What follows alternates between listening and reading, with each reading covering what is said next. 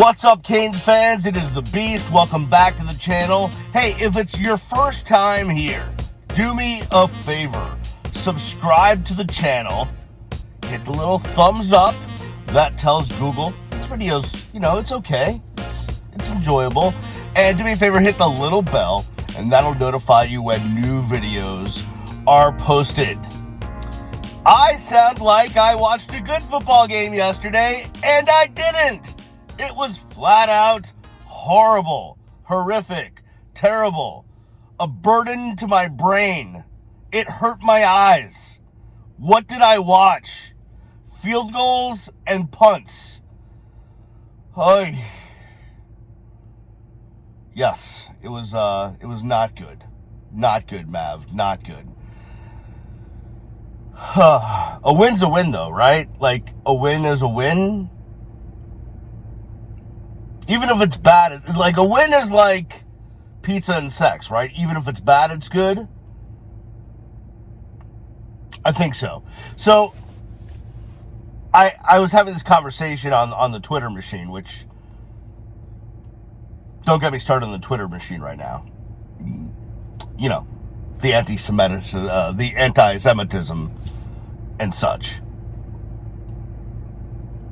But someone came at me for being happy about the win. Oh, bro, how can you be happy about the win when we look horrible? Don't be happy about the win. Don't celebrate that. How can you celebrate a win? Well, listen, dope face. Anytime my alma mater and the number one love of my life, other than my family and friends, wins a football game, regardless, I'm going to celebrate that win and be happy about the win on that day. Does that mean I am happy about how the season is going and I am embracing all that is Miami Hurricanes football right now? No. But I take the win for the win on that day. So let's start there. Now let's get into this game. Let's start with the good. How about that? There were a couple good things, right? The running game was good. They made some changes. They put the freshman in on the offensive line. They made some changes on the offensive line. Henry Parrish with a good day. Over a hundo. Like that. Good stuff. I thought, actually, some of the linebackers played well yesterday. LT played great yesterday. So there were some positives. But there were a lot of freaking negatives. Before I get to the offense, just real quick. I'm pretty sure the line of demarcation of when quarterbacks could not be stopped running the football by our defense was West Virginia 2003. I'm pretty sure that was the date. If you go look at that game, I'm feeling like West Virginia just kept running their quarterback up the middle all day, and it was something. I think that's also was a breakout game for Quatrine Hill in the ground, but I'll have to go look. But yeah, for the better part of 2 decades, Miami has not been able to stop quarterbacks consistently running the football. And B.J. Armstrong yesterday, I mean, like, every play, I was just like, he's going to run it up the middle. B.J. Armstrong's going to run the football. B.J. Armstrong's going to run the football, and it was happening. Now, other than that, I thought the defense played pretty well, right? I mean, anytime you hold an opponent to 12 points, you should win that game. And Miami did. Now, that being said, we go to the other side of the football. If you hold the opponent to 12 points, you shouldn't only have 14 and not score a touchdown. Miami scored 14 points. Sounds like, hey, we got the ball in the end zone twice. No, we didn't. 4 field goals and a 2-point conversion that we got by the hair of our very chin, by the hairs on our chinny chin chin. 18 was wide open in the end zone. Jake decided to run it. Was that because, I don't know why. I feel like he may have been a little bit gun shy to throw that football, which is why he ran it. And for good reason. He didn't look good yesterday. The offense looked abysmal. And we need to attack this in a couple different ways. We'll start with the longer. We'll end with the longer conversation. We'll start with the shorter one. Listen, I'm not ready to give up on Jake Garcia, but for all of you that were applauding for Jake Garcia to be the quarterback right now, as opposed to Tyler Van Dyke, I believe you were wrong. Now, if Jake Garcia were in a different system, if he had more time to prepare, if he has more reps under his belt, all of the experience, could he be a lot better? Yes, certainly, sure. But as of right now, as of October 30th, 2022, Tyler Van Dyke is a better quarterback than Jake Garcia, and I don't think you can dispute that. Question is, I don't know when Tyler's coming back. That's the question. I don't know. I don't know who knows, but I don't know. Okay, so that's the quarterback situation. I like putting Ja'Cory Brown in there, but I wish, from everything I've heard, the kid can throw. And, I think if you put him in there, the defense has to be able to respect his ability to throw, which will only allow him to do more on the ground. But yesterday, he was effective in the plays they put him in. And you could talk to Toast from the Orange Bowl boys or my boy Ryan Keene, who I watched the game with. And I was, every time he carried the football, I was just yelling, "Don't get hurt, don't fumble. Don't get hurt, don't fumble." Now, let's go to the topic of the day. The offense, led by Broyles Award winner Josh Gaddis. I've watched a lot of college football in my time. And listen, I'm not a football coach. I didn't play football. I'm not going to tell you that I did. But I spent 10 years pretty intimately involved with the University of Miami football program and have talked a lot of football with coaches and players for hours and hours and hours all over the country because I travel with the team. I'm not saying I'm some sort of savant, but the idea in college football, or not the idea, but the thing about college football is, generally speaking, the defenses are not as good as, the Buffalo Bills.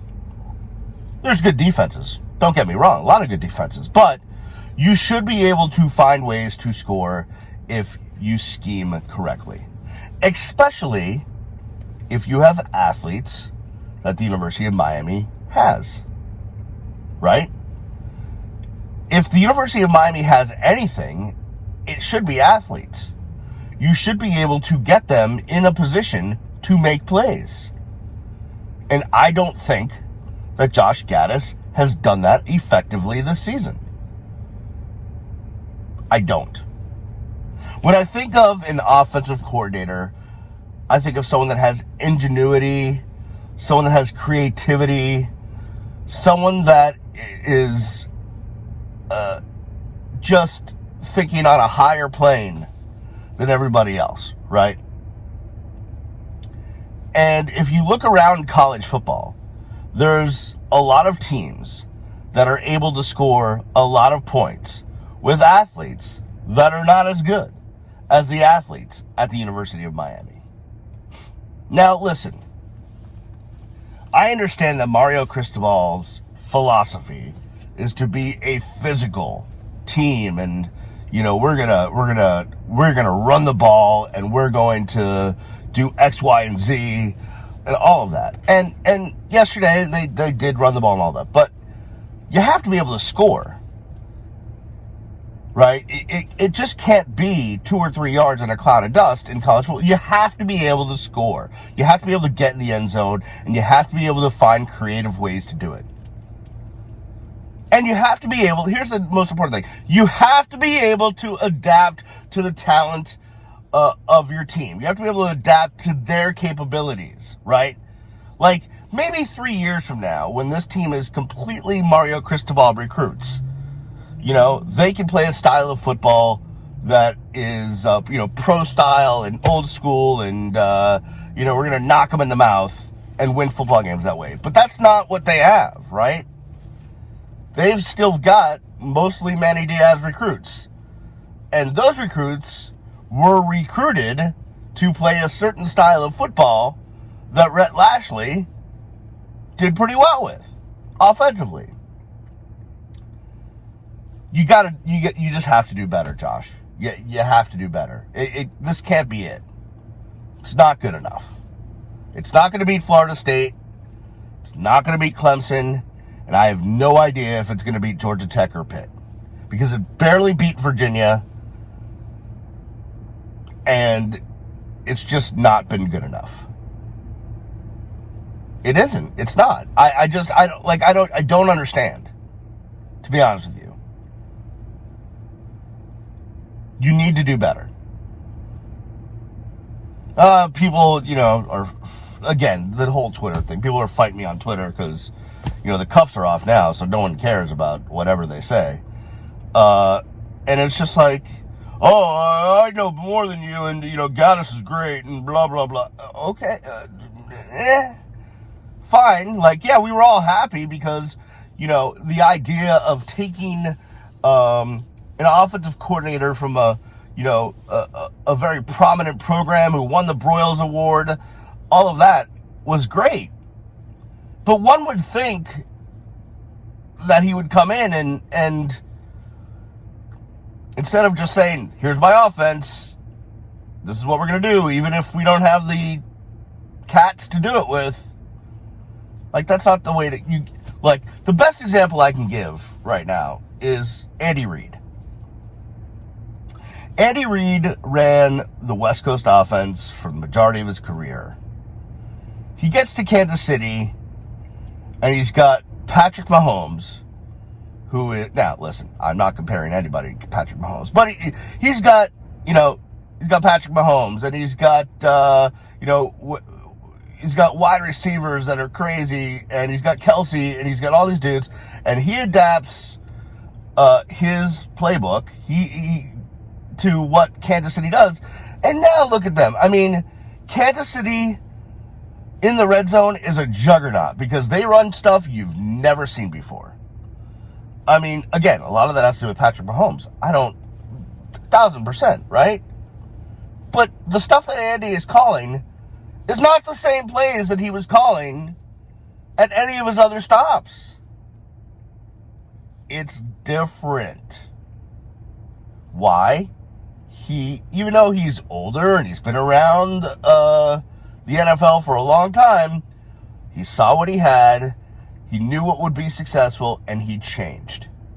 Josh Gaddis has not changed. Now, yeah, they did it within a game where they couldn't run, so they started throwing more, but desperate times call for desperate measures. I'm talking about macro 35,000 foot view change. I don't understand. I get it.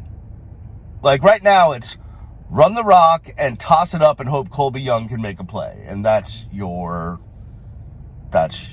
football game. That's what you're doing. There's got to be a way to get guys open. There's got to be a way to scheme to score. There's got to be a way to get in the end zone. There has to be. It cannot be Andy Borregales hits field goal after field goal after field goal, and we're going to just trust the defense to hold a team to 12 points, because that's not going to happen against Florida State, and it's not going to happen against Clemson, and it may not happen against Georgia Tech or Pitt either. You have to be able to score.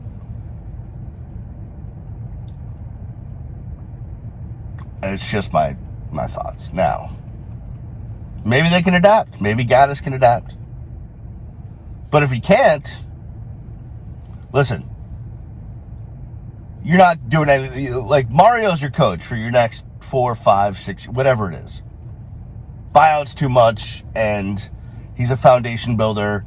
I'm giving him time. I'm not worried about Mario. But all the pieces underneath him, the coordinators, the coaches, they're replaceable. Their buyout's not too much.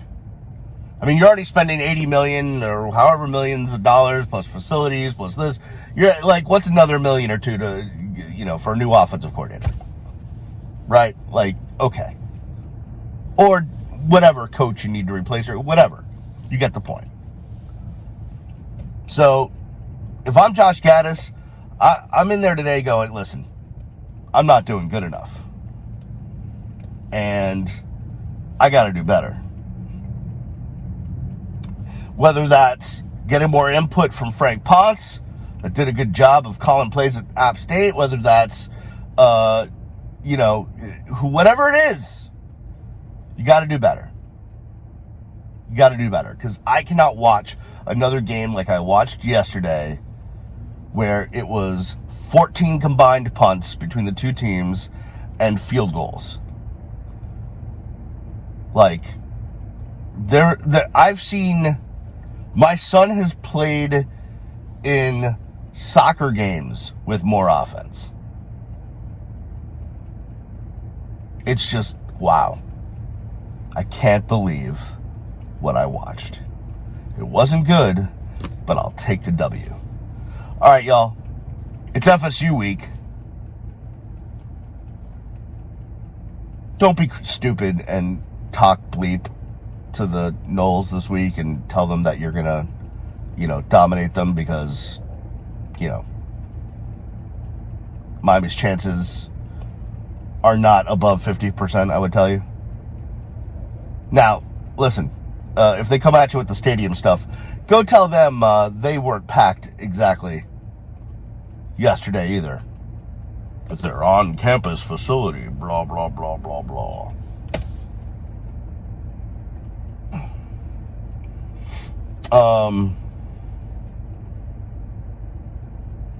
That'll do it for me. I was gonna go into another spiel, but I'll save it for a different video. How's that? That'll do it for me. Do me a favor again, subscribe to the channel, hit the thumbs up, hit the little bell, and that'll notify you when new videos are out. I appreciate you guys. I appreciate you always. Thank you for watching. Go Canes. I'll see you when I see you. Peace!